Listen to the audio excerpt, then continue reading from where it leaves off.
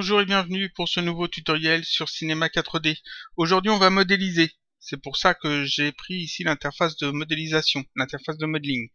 Je rappelle que si vous n'avez pas cette interface, si vous ne savez pas comment l'obtenir, allez voir le mini tutoriel qui s'intitule Préparation de l'interface de modeling.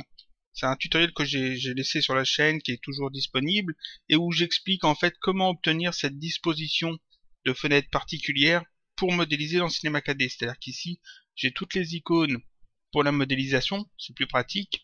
Je n'ai pas la palette des textures, parce que quand on modélise, on n'en a pas besoin. Les coordonnées sont placées ici, et cette fenêtre-là, la fenêtre de travail, est un peu plus grande, vu qu'il y a plus de place. Donc ça, c'est l'interface de modeling. Ensuite, on va modéliser quoi? On va modéliser une main. Alors ça fait la 4e fois que j'enregistre ce tutoriel, parce que les 3 premières fois, j'étais pas satisfait du résultat, de certaines choses que j'estimais avoir mal expliquées, ou alors j'ai été dérangé par des mises à jour logicielles en plein milieu d'enregistrement.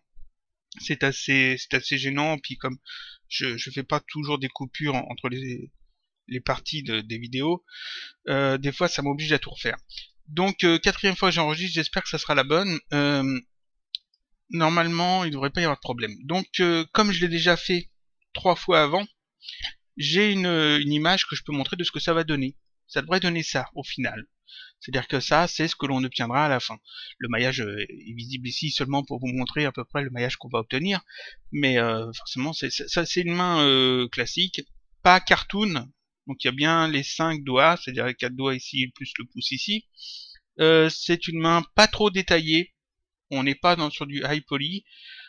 Pour les ongles, je ferai l'ongle du pouce et je vais pas faire les ongles des autres doigts parce qu'en fait c'est exactement la même technique. Alors afin de gagner un petit peu de temps sur la vidéo, je vous montrerai comment on fait pour le pouce et après vous avez juste à refaire la même chose pour les 4 autres doigts restants.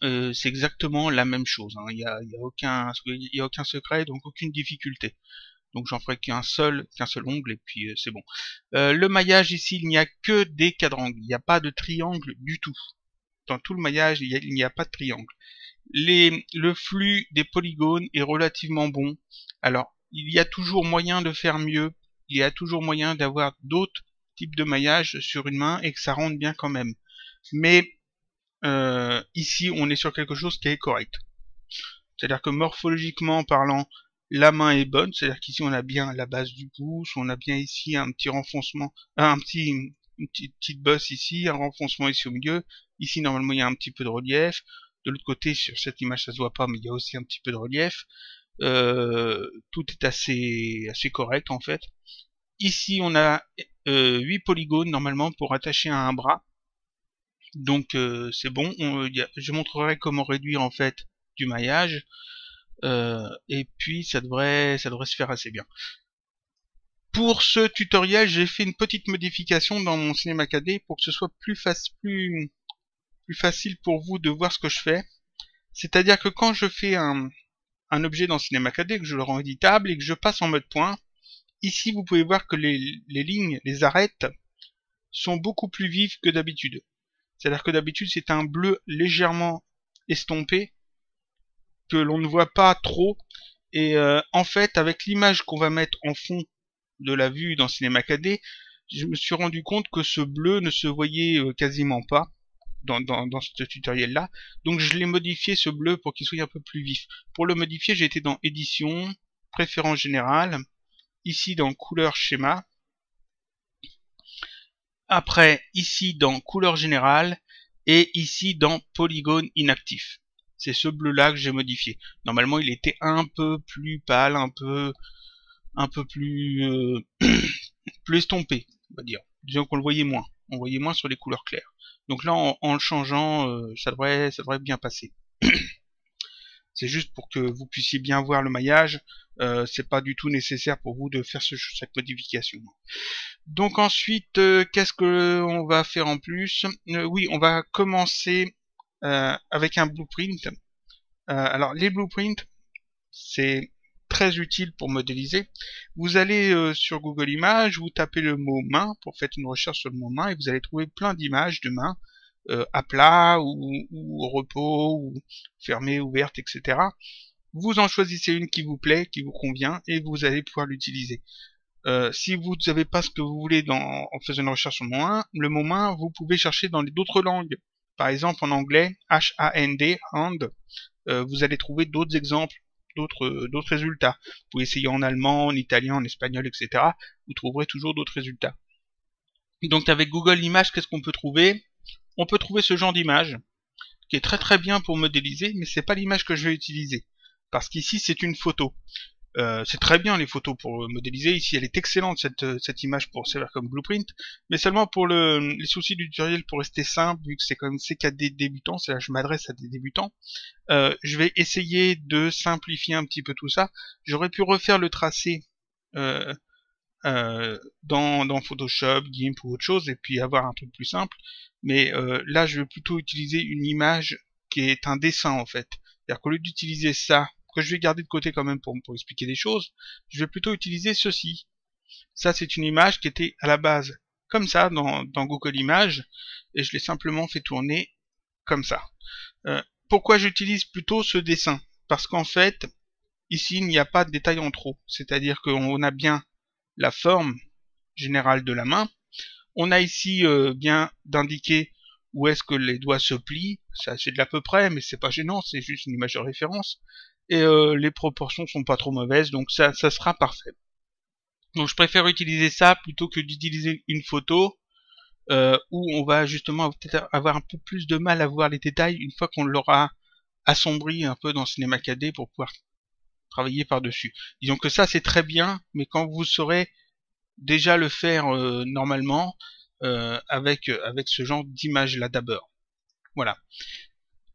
Ensuite, je vais charger une image dans Cinema 4D et je vais utiliser de la transparence pour assombrir un peu cette image de fond. À savoir que la transparence dans l'image de fond, dans les blueprints de Cinema 4D, ne fonctionne que si vous avez l'OpenGL d'activer. Et l'OpenGL, c'est ici, dans Préférences générales, ici OpenGL, il faut que cette coche-là soit cochée. Si c'est pas le cas, vous n'aurez pas la transparence dans Cinema 4D. La transparence pour l'image de fond, par exemple. Ça peut être gênant, dans ce cas-là, il faut faire une petite retouche sur votre image avant, c'est-à-dire que vous ouvrez votre image comme ça, vous allez dans Images, par exemple dans XNView, vous pouvez utiliser Photoshop, GIMP, n'importe quoi.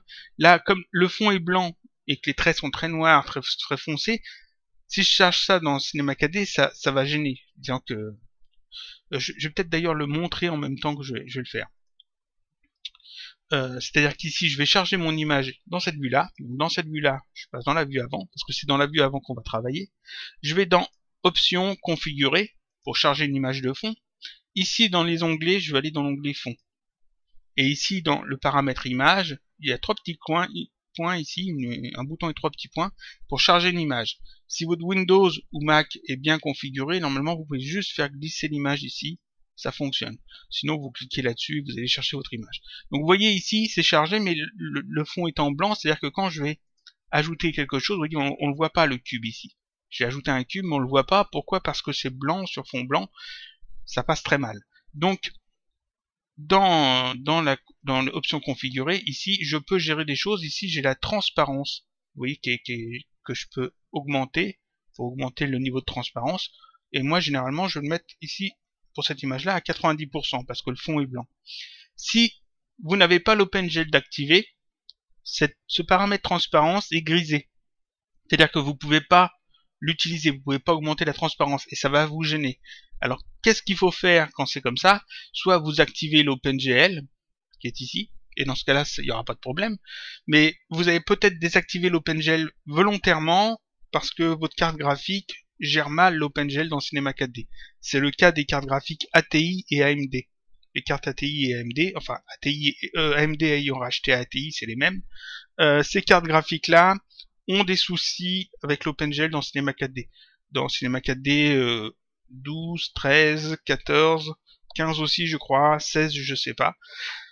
Et après ça dépend des cartes graphiques, ça dépend de plein de choses. Dans ce cas-là, il faut mettre à jour déjà votre driver de carte graphique. Et puis ensuite, il y a une petite manipulation à faire que vous pouvez retrouver sur internet assez facilement en faisant une recherche sur Google. Sur le forum Graph4Graph, que j'ai déjà indiqué dans d'autres vidéos, je remettrai peut-être même le lien dans la description de la vidéo.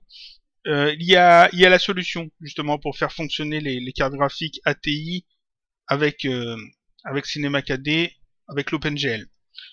Si par contre vous avez une carte Nvidia, il n'y a pas de problème. Mais donc si vous ne voulez pas activer l'OpenGL, ou si vous voulez pas vous embêter à essayer de rectifier le bug, dans ce cas-là, ce que vous pouvez faire, vous ouvrez votre image dans Photoshop, dans GIMP, dans Paint, ou ici dans XNView.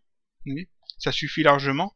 Vous allez dans le réglage en fait de la luminosité, du contraste, comme ça. Vous diminuez la luminosité, tiens ceci, vous diminuez le contraste, et vous validez, et vous obtenez une image moins vive, plus moins contrastée, plus estompée. Vous enregistrez ça, et en fait vous rechargez ça dans votre Cinema 4D, et puis vous n'aurez pas besoin de gérer la transparence, vous aurez quand même une image utilisable. Donc voilà, ça c'est la petite astuce, hein, toute bête. Donc ici, moi j'ai chargé mon image, ici vous voyez dans la vue avant. Ici, elle est un peu épaisse, je trouve. Alors, je vais changer un petit peu ses proportions. C'est-à-dire qu'ici, à la place de préserver les proportions, je décoche, à la place de laisser cocher. Ici, 800, je laisse, et ici, à la place de 740.166, je vais mettre 640.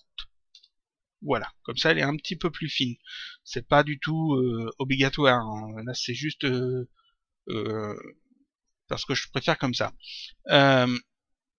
Vous n'avez pas forcément la même image, mais ça sera toujours la même technique de toute façon de modélisation. Donc ici on a notre image de chargée, on l'a mis à la bonne taille, on a ajouté la transparence, on n'a plus qu'à commencer à modéliser. Dans beaucoup de tutoriels de modélisation de main, les auteurs de ces tutoriels utilisent toujours la même méthode qui est bonne, mais qui est pas top. C'est-à-dire qu'ils partent en fait d'un cube, alors, je vais vous montrer ça, un cube comme ça, qu'on met à peu près ici, qu'on va segmenter, puis ensuite on extrude ici des polygones pour obtenir les doigts. J'ai fait un tutoriel comme ça déjà une fois, pour répondre à une question, ça donne un résultat plus ou moins bien, disons que si on y met énormément de soin, ça peut être très bien, mais c'est pas la meilleure méthode. Ça, c'est pas ce que je vais faire. Il y a une autre méthode qui consiste en fait à utiliser des cylindres qu'on va mettre comme ça. On place le cylindre comme il faut, on met la bonne taille, de la bonne dimension, on ajoute les segments qu'il faut pour faire un doigt. Ensuite, ce doigt, on le duplique pour en obtenir un autre ici, un autre ici, un autre ici, puis pour obtenir le pouce. On rattache les 4 doigts qu'on a ici. Ici, on rattache les polygones, c'est-à-dire qu'on connecte tous les éléments entre eux, fait avec connecter supprimer. On rattache tous les polygones et ensuite on extrude ces polygones pour obtenir ici toute la partie paume. Ça donne de très bons résultats. Généralement, ça marche très bien. C'est pas la méthode qu'on va utiliser parce qu'en fait, ça marche très bien. Ça permet de faire des résultats de bonne qualité, mais c'est long et fastidieux. C'est difficile pour un débutant parce qu'il y a beaucoup de choses à prendre en compte. Le maillage est vite compliqué au niveau des jointures, etc. Il faut vraiment soigner les détails. La méthode que je vais vous donner, elle est vraiment super simple. C'est-à-dire que vous aurez beaucoup de mal à rater en fait cette main. Si vous suivez mes instructions, il y aura pas de problème. En fait, on va commencer par travailler sur un plan. C'est-à-dire qu'au lieu de travailler sur une forme en 3D, on va travailler sur une forme en 2D. Et le fait de travailler sur une forme en 2D va nous permettre justement de simplifier énormément le travail. C'est-à-dire qu'on aura peu de choses à gérer, on n'aura pas besoin de gérer la profondeur de la main, on va juste gérer le maillage. Je vais m'arranger pour que, en fait, la main soit morphologiquement correcte, c'est-à-dire que le pouce soit placé correctement, que les doigts soient placés correctement, qu'il y en ait ici effectivement une petite protubérance de chair qui fait la base du pouce. Ici on a une petite zone aussi qui ressort, et ici, tout ici, une petite zone aussi qui ressort un peu. Donc ça c'est important. Et au niveau du maillage, on va s'arranger pour que ce soit propre aussi. Alors quand on modélise une main, la partie délicate, je vais montrer ça, la partie délicate c'est justement la base du pouce qui est ici. Normalement, si on veut le faire vraiment très bien, très réaliste, il faut pas prendre une main comme ça. C'est-à-dire que là, la main, elle n'est pas au repos, elle est grande ouverte. Le pouce est forcé d'être mis sur le côté. Alors qu'en fait, quand la main est au repos, le pouce n'est pas mis sur le côté comme ça, il est légèrement plus vers l'intérieur de la main. Donc si on veut vraiment faire une main très réaliste, il faut plutôt modéliser le pouce plus vers l'intérieur de la main. Ici, nous, on va se contenter de ça.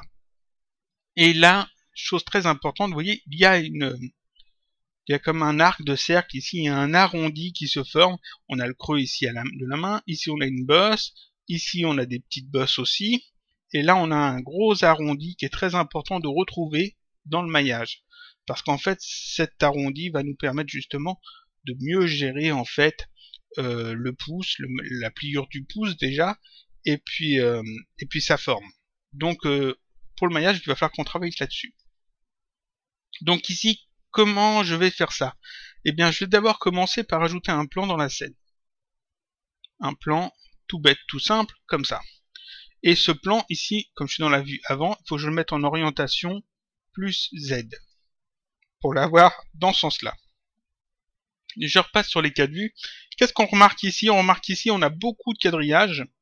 Parce que le plan est d'un segment de largeur de 20, segment de hauteur de 20.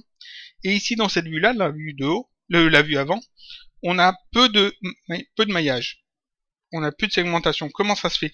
Parce qu'en fait, dans ces deux vues-là, on n'a pas les mêmes réglages. Ici, dans affichage, je suis en mode fil de fer. Alors qu'ici, dans affichage, je suis en mode iso-ligne. Iso-ligne, c'est très bien, mais ici, ça va pas m'aider parce que il faut vraiment que je sache exactement où se situe le maillage, combien j'en ai, etc. Donc ici, je vais passer aussi en affichage fil de fer. Comme ça, j'ai aussi le même maillage que dans la vue de perspective, j'ai le véritable maillage de l'objet. Ici, il y a beaucoup trop de maillage. On va pas travailler avec autant de maillage. On va s'arranger pour en avoir justement assez peu. Parce que moins on a de maillage, plus c'est facile à gérer et plus on peut en rajouter s'il y a besoin sans trop s'embêter, sans trop se casser la tête. Alors que quand il y a beaucoup de maillage et qu'il faut en retirer, c'est un petit peu plus compliqué. Donc ici, je vais mettre seulement 2 et 2 segments, 2 segments de largeur, 2 segments de hauteur. J'obtiens donc cette forme-là. Ça, ça va être ma forme de base. Mais il faut que je la modifie. Alors je retourne dans la vue avant. Je vais rendre ce plan éditable avec la touche C ou alors avec cette icône. Voilà, j'obtiens ceci. Là, on voit bien les segments. Je suis content d'avoir changé la couleur. On a tous les points, on a tous les segments, c'est parfait, mais c'est pas la fin qu'on a besoin. Ici, il faut que je change plein de choses. D'abord, je vais prendre ce point-là. Alors, je suis en mode point, outil de déplacement, je choisis ce point-là, je le sélectionne et je vais le déplacer ici. Voilà. Je vais prendre ce point-là. Alors, je m'occupe pas pour l'instant de l'image de fond. Je prends ce point-là et je vais le déplacer ici en bas. Alors, ce que je fais ici, c'est pas obligatoire, c'est-à-dire qu'on va tout changer de toute façon après. Mais là, c'est pour vous montrer la forme qu'on va avoir.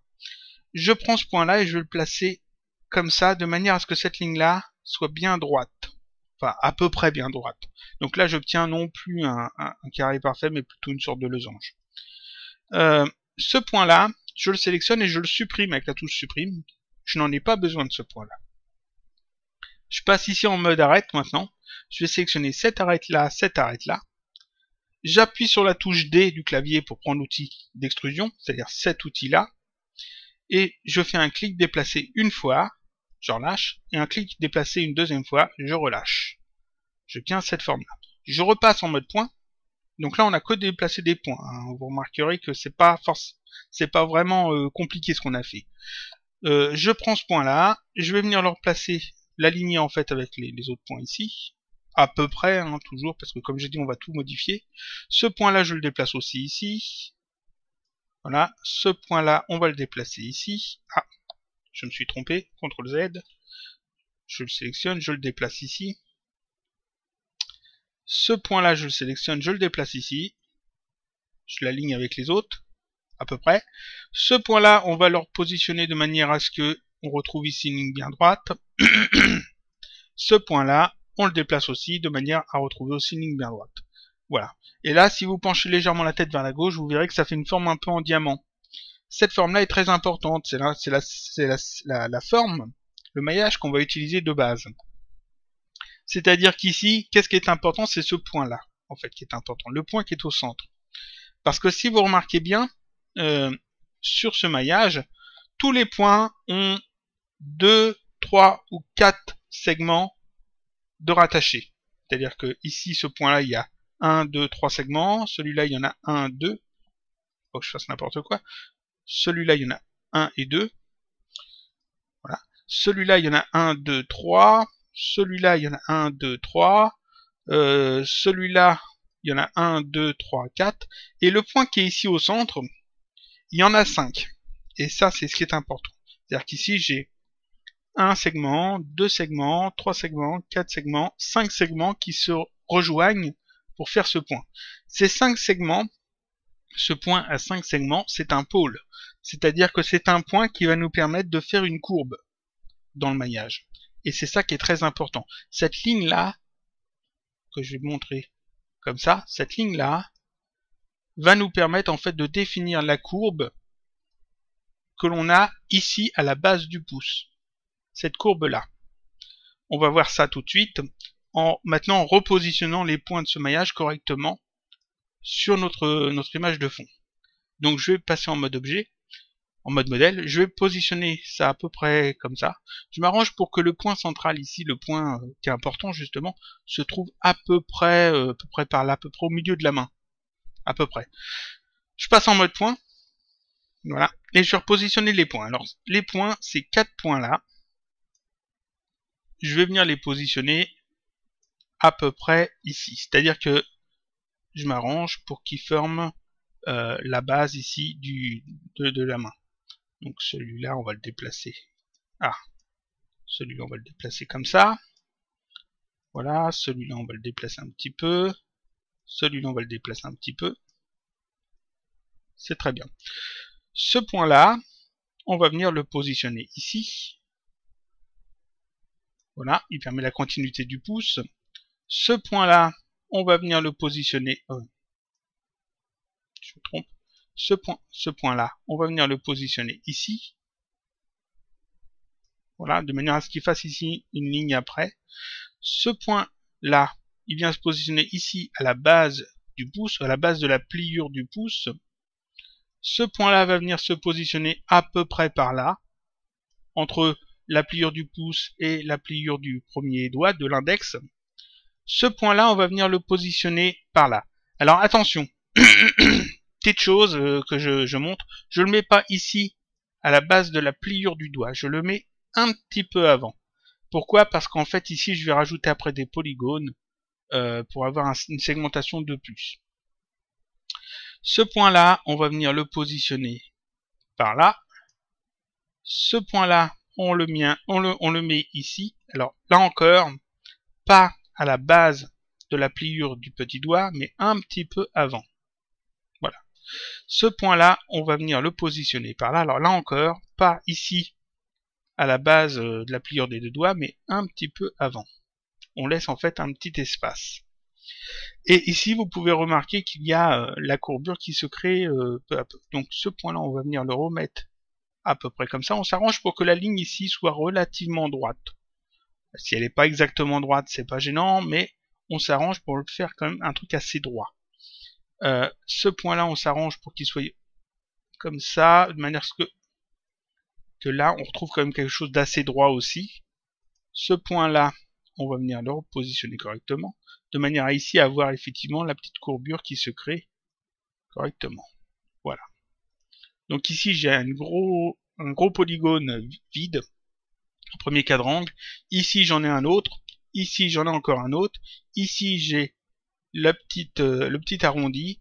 Et ici, j'ai deux autres polygones pour créer en fait le pouce. Ça, c'est la base en fait de la main. Donc, je vais partir de ça pour en fait continuer toute la modélisation de la main. Je rappelle qu'ici, on est toujours sur une forme 2D. On travaille sur un plan.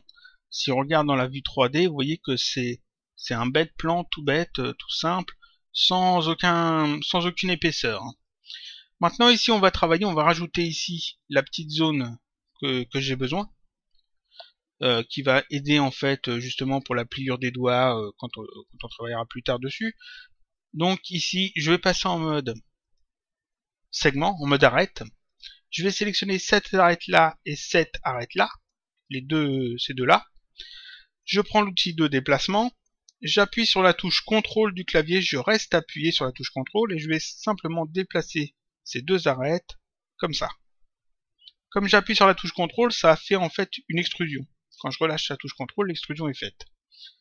Si ça ne fonctionne pas avec la touche CTRL, si vous avez une vieille version de Cinema 4D, une version 11.5 par exemple, le fait d'appuyer sur la touche CTRL ne fonctionne pas. Dans ce cas-là, vous utilisez ici l'outil d'extrusion qui fera exactement la même chose. C'est-à-dire que vous prenez la touche D, l'outil extrusion, vous faites un clic déplacé, ça fera exactement la même chose.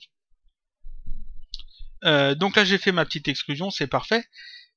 J'ai besoin de rajouter du maillage parce que ici vous voyez j'ai qu'une seule arête et j'ai deux doigts à faire, et ici j'ai qu'une seule arête et j'ai aussi deux doigts à faire. Donc il faut que je rajoute plusieurs segments. Je vais donc passer en mode polygone. Je prends l'outil couteau, touche K. Je prends ici le mode boucle et je vais commencer par faire une coupe au couteau ici, de manière à ce que la coupe fasse bien cette ligne blanche ici, qui va du haut du pouce ici jusqu'ici entre les deux doigts. Donc je me place là, je clique, ça fait une coupe. Là j'ai rajouté une coupe. Je mets ici, et là encore je vérifie bien que la coupe se fasse bien, qu'elle passe par ce point là entre les deux doigts et qu'elle passe par ce point là à la base de la main. Donc je me mets à peu près comme ça, je clique. C'est parfait. Je vais avoir besoin aussi d'autres coupes. J'ai besoin aussi d'une coupe ici, tant qu'à faire, pour réduire en fait la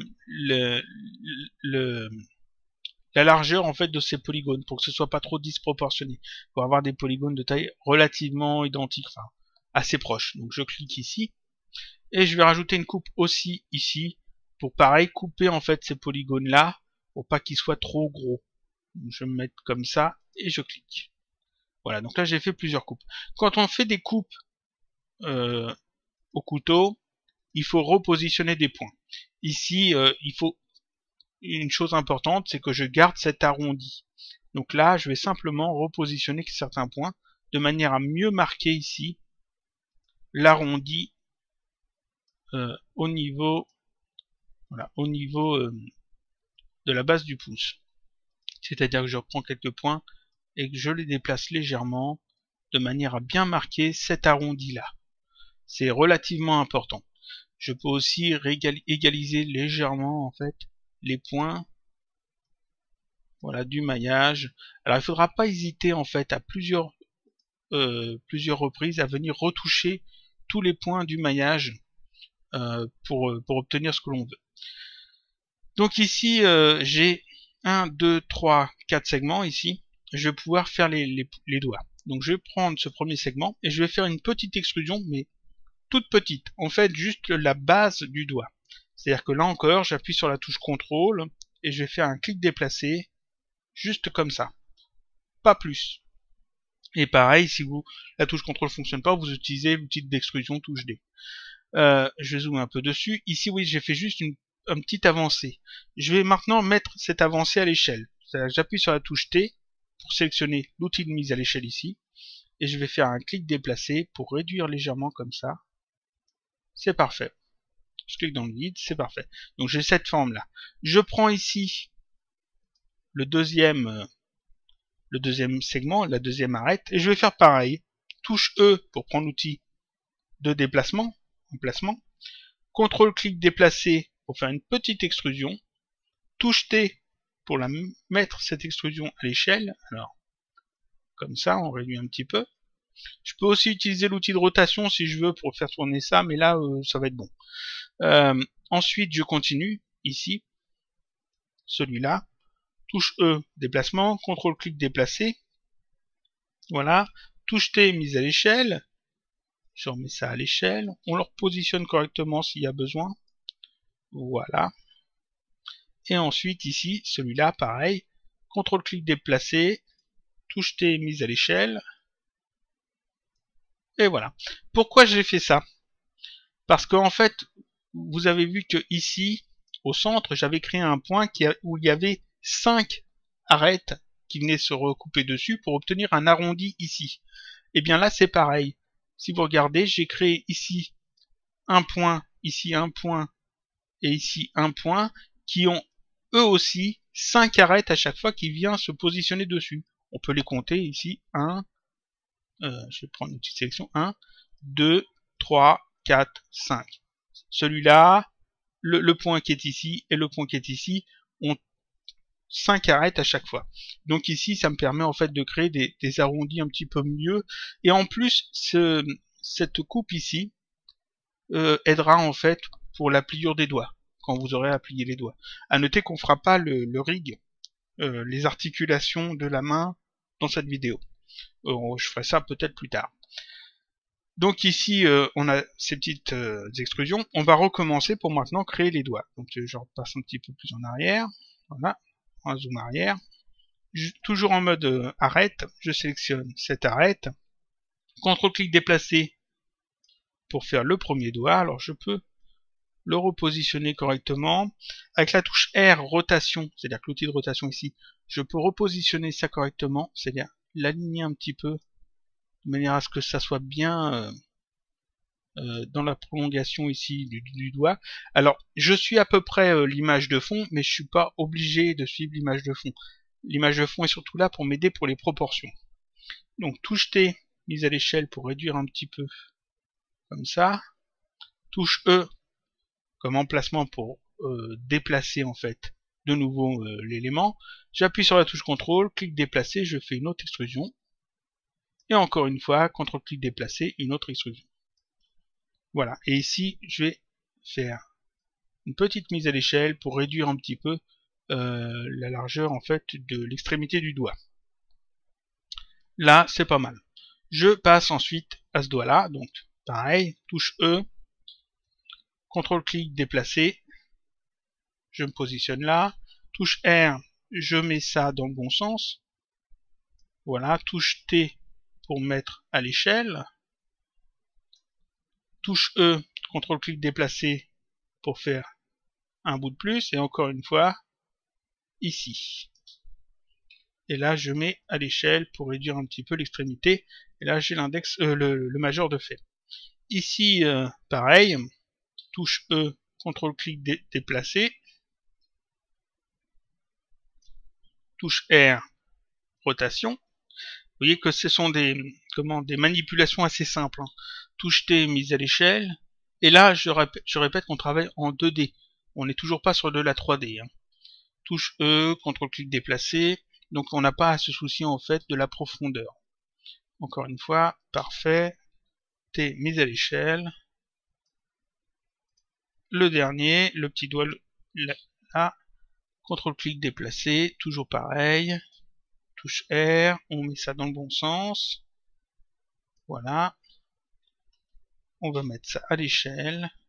Alors si à un moment donné vous vous trompez, n'hésitez pas à recommencer plutôt que d'essayer de rafistoler en fait. Parce qu'en fait c'est toujours mieux de repartir sur des bases saines plutôt que d'essayer de réarranger quelque chose qui a été mal fait.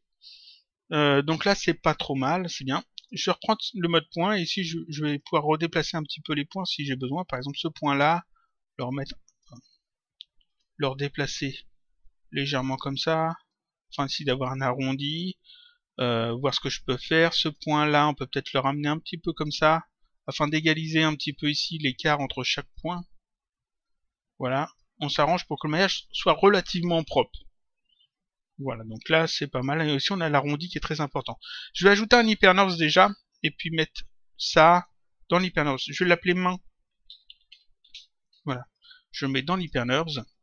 Et si on regarde ici, on voit bien que l'arrondi qui est ici est effectivement bien visible. C'est-à-dire qu'ici, vous voyez que tous les polygones ici forment en fait un arrondi.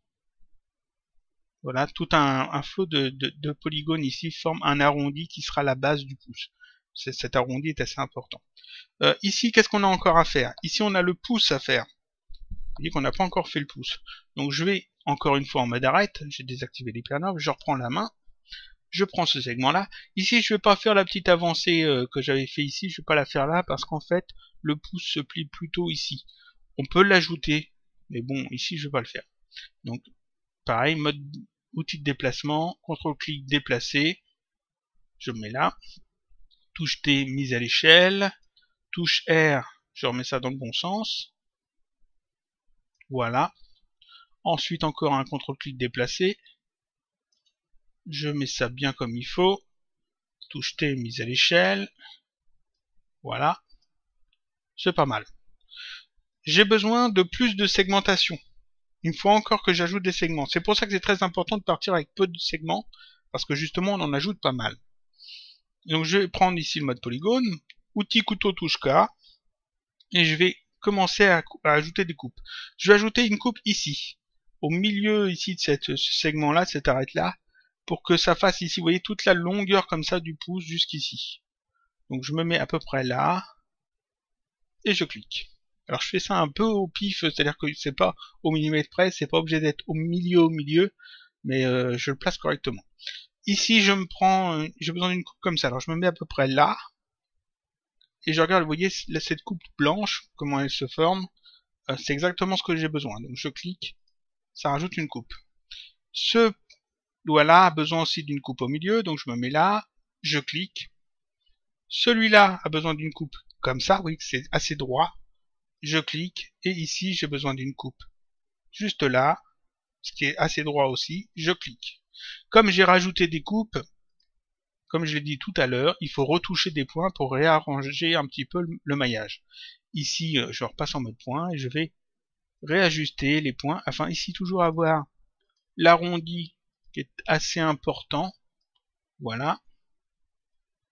Parfait. Je m'arrange aussi pour que les points soient pas trop décalés, pour que ça fasse pas des trucs assez bizarres, pour que le maillage reste assez beau. Alors, le terme beau est assez difficile à définir ici. Il faut juste que le maillage vous semble pas moche. Disons qu'il faut que chaque point ait en fait une position qui vous semble logique. Voilà. Donc là, je vérifie. On a l'air d'être plutôt bien. Oui. Je vais en profiter pour réajuster aussi les points qu'il y a ici sur les bouts des doigts, afin d'arrondir un petit peu les choses. C'est-à-dire qu'ici, ce point-là devrait être un petit peu plus vers l'intérieur, et celui-là aussi, afin d'arrondir un petit peu, ici, vous voyez, le bout du doigt, pour pas avoir un truc trop carré. Je vais faire pareil ici sur ce côté-là. Alors, ces deux points-là, légèrement sur l'intérieur, voilà, comme ça fait un peu plus un arrondi. Ces deux points-là également, pas trop, hein, faut pas que ça fasse pointu non plus. Ces deux points-là aussi. Ah, faut mettre énormément de soin. Moi, je mets pas tant de soin que ça parce que c'est un tutoriel. Il faut pas que ça dure non plus 4 heures de vidéo. Là, alors je vais assez vite, ce qui fait que je bâcle un peu parfois. Vous, au contraire, il faut que vous mettiez beaucoup de soin. Vous n'hésitez pas à recommencer si ça vous semble pas bien. Il faut pas hésiter à revenir dessus. Donc voilà, donc ici j'ai toujours l'arrondi qui est bien propre, j'ai les doigts qui sont plutôt pas mal placés. Maintenant qu'on a ça, on va pouvoir ajouter en fait la troisième dimension, c'est-à-dire qu'ici on est toujours sur une forme en 2D, on va donc pouvoir ajouter la 3D là-dessus. Donc on va faire ça tout de suite. Là où cette méthode est assez efficace pour modéliser une main, c'est justement dans cette façon de travailler d'abord en 2D et de passer ensuite en 3D. Mais forcément, à un moment ou à un autre, il faut passer en 3D. Donc ici, je vais passer dans la vue de perspective maintenant. Voilà. Je vais passer en mode ici, polygone. J'ai la main de sélectionner, l'outil de sélection. Je mets ça bien. Ah, comme ça, l'outil de sélection. Et je vais sélectionner tous les polygones de la main. Donc CTRL A. Ici, on peut voir que d'un côté, les polygones sont en bleu, de l'autre côté, ils sont en jaune. Le côté qui est jaune, c'est le dessus des polygones. Le côté qui est bleu, c'est le dessous des polygones. Il y a sur chaque polygone une ligne virtuelle. C'est la normale. C'est-à-dire c'est une ligne qui est perpendiculaire à la surface du polygone et qui indique en fait le dessus du polygone, donc de ce côté-là, et qui pointe vers le sens le plus logique par rapport à la position du polygone. Si vous voulez voir c'est normal, si vous voulez les visualiser réellement, parce que ici c'est des lignes virtuelles, vous pouvez les afficher dans Cinema 4D. Vous sélectionnez vos polygones, ou les polygones dont vous voulez voir les normales, vous allez dans Options, et ici vous pouvez cocher Normal. Quand je coche ça, on peut voir que toutes les petites lignes qui symbolisent les normales sont ajoutées. On voit qu'elles sont seulement du côté jaune, et qu'elles sont en fait toutes perpendiculaires à la position à la surface des polygones. On va les retirer, c'est normal. On va les cacher, voilà. Donc ça, c'est assez important. Ça indique en fait dans quel sens les extrusions, par exemple, sont censées se faire, dans quel sens les biseaux se font, dans quel sens une texture va se positionner, etc. Les normales, c'est quand même quelque chose d'assez important. Ici, ce que j'ai besoin, donc, c'est de donner de l'épaisseur à cette main. Je pourrais faire une simple extrusion. En cochant couvercle, j'obtiendrai en fait une main en 3D. Seulement, ça va poser problème parce qu'en fait, tout ne sera pas arrondi. Et j'ai besoin d'avoir des bords arrondis. Alors, pour faire des bords arrondis, le mieux, c'est utiliser l'outil biseau. Donc ici, la touche de raccourci, c'est MS. J'ai l'outil biseau. Je peux cliquer dessus. Je l'ai aussi dans maillage. Il doit être dans outils de création. Il est ici, biseauté. Touche de raccourci MS. Donc je le sélectionne. Ici c'est propriétés, je laisse tout comme c'est. Il n'y a pas de problème. On peut travailler ça un peu si vous voulez vraiment travailler sur le truc un peu plus évolué. Mais là on va tout laisser comme ça. Comme j'ai dit, c'est un tutoriel pour débutants. On va s'arranger pour faire ça simple. Donc j'ai pris l'outil biseauté. J'ai toutes les polygones de la main sélectionnés. Je fais un clic déplacé dans la vue. Et ça permet de créer un biseau. Je vais faire un biseau comme ça. Alors ici, attention, vous voyez que ici ça pose des problèmes. Donc je reviens en arrière, CTRL Z, je vais m'arranger pour pas faire un biseau trop important. Donc clic déplacer, et je fais juste un petit biseau comme ça. Vous voyez, pas trop grand, juste comme ça. Donc ici c'est relativement fin, vous voyez. Ensuite je prends l'outil de déplacement et je peux déplacer les faces qui sont sélectionnées un petit peu plus. Voilà, ça a ajouté du volume, mais ça ne l'a pas fermé. C'est normal, parce qu'en fait, ici maintenant, on va utiliser une symétrie. Donc j'ajoute dans ma scène ici un élément symétrie. La main qui était dans l'hypernorm, je la mets à la place dans l'objet symétrie. Et l'objet symétrie, je le mets dans l'hypernorm. Ici, vous pouvez voir que ça ne convient pas, parce que la symétrie ne se fait pas sur le bon axe par rapport à ce que j'ai commencé à modéliser. Il me faut une symétrie sur l'axe en vert et en rouge. Donc ici, c'est ici sur l'axe X et Y. Voilà. Je regarde ce que ça donne. C'est parfait. Et ici, vous voyez que en fait, les doigts, comme on a utilisé un biseau, ici ne sont pas tout droit, tout carré, ils sont légèrement inclinés. Alors, plus vous travaillez le biseau, plus ça sera incliné ou pas. Après, c'est à vous de voir ce que vous voulez exactement faire. Quand je suis satisfait de cette symétrie, je vais la rendre éditable. C'est-à-dire je sélectionne la symétrie, j'appuie sur la touche C, ça rend la symétrie éditable. Ici, il n'y a plus de symétrie, c'est juste un neutre, et on retrouve ici notre élément main. Je désélectionne tout d'ailleurs. Voilà, je retire la symétrie, et je peux remettre l'élément main dans l'hypernorm. Ici, on a utilisé une symétrie, les points ne sont pas forcément soudés, donc on va s'arranger pour les souder. Je sélectionne la main en mode point, dans cette vue-là, je fais un CTRL A pour sélectionner tous les points, un clic droit, et tout en bas, je clique sur Optimiser. Voilà. Ça permet d'optimiser le maillage, c'est-à-dire de souder les points qui sont positionnés les uns sur les autres. Donc tous les points en fait qui forment le contour de la main. Là, j'ai une main déjà en 3D, mais elle n'est pas finie, elle n'est pas bien encore. Il y a encore beaucoup de travail à faire dessus. La première chose que je vais pouvoir faire, en fait, ici, ça va être de réajuster un peu les points parce que le biseau, vous voyez, m'a décalé certains points, donc il faut que je les repositionne correctement. Je vais donc toujours en mode point, outil de sélection, sélectionner quelques points, par exemple ce point-là, on voit qu'il est clairement décalé par rapport au reste, et je vais simplement le réajuster. Alors ici, vous voyez, il y a des petites poignées de couleurs sur l'axe quand je sélectionne un élément. J'ai les flèches, ici la flèche verte, la flèche bleue, la flèche rouge, et ici j'ai un petit angle bleu, ici un rouge et ici un vert. Ces petits angles, ce sont les bandes d'axe.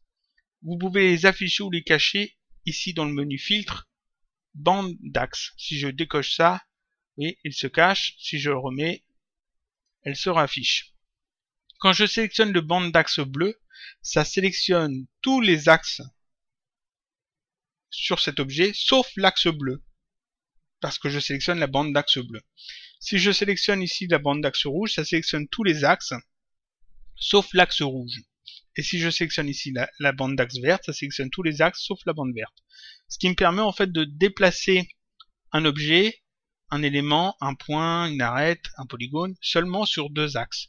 Ici, si je veux pas le déplacer sur la profondeur en bleu, je sélectionne la bande d'axe bleu et je peux comme ça déplacer seulement sur l'axe Y et X. Donc je replace ça correctement.